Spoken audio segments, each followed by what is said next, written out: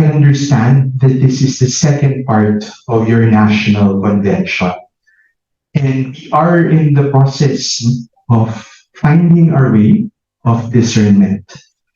It's always, I guess, a chance to be able to look back and also look ahead. And we are ending another year. Bilis po, December, patapos na po ang 2023.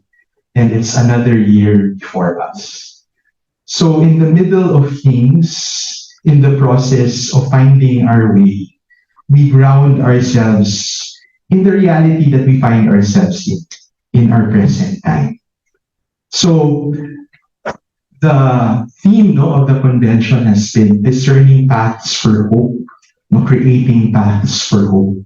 So let me just first give some preliminary points on those three, I guess, principles, three components of these holy desires that you have.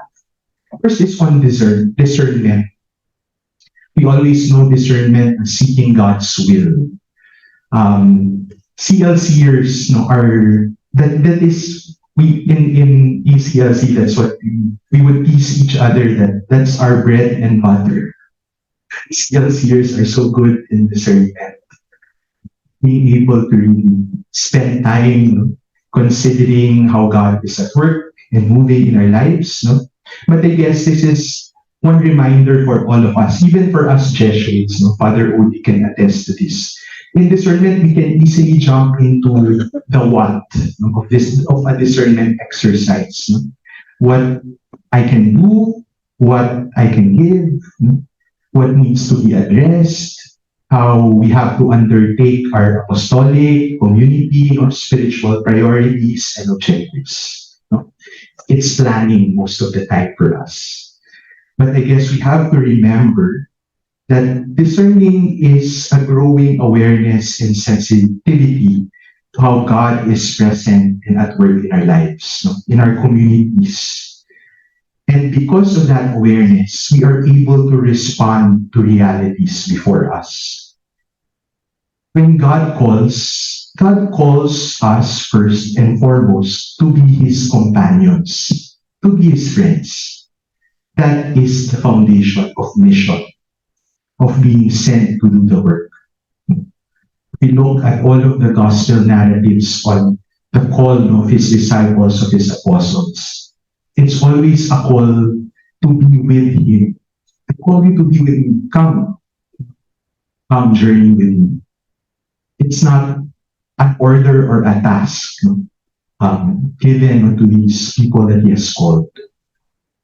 We are invited to allow ourselves to be drawn to our God, who is so involved and invested in our world.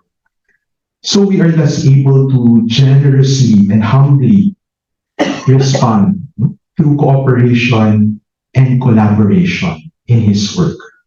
This is something that has that you have already articulated in the past sessions that we've had.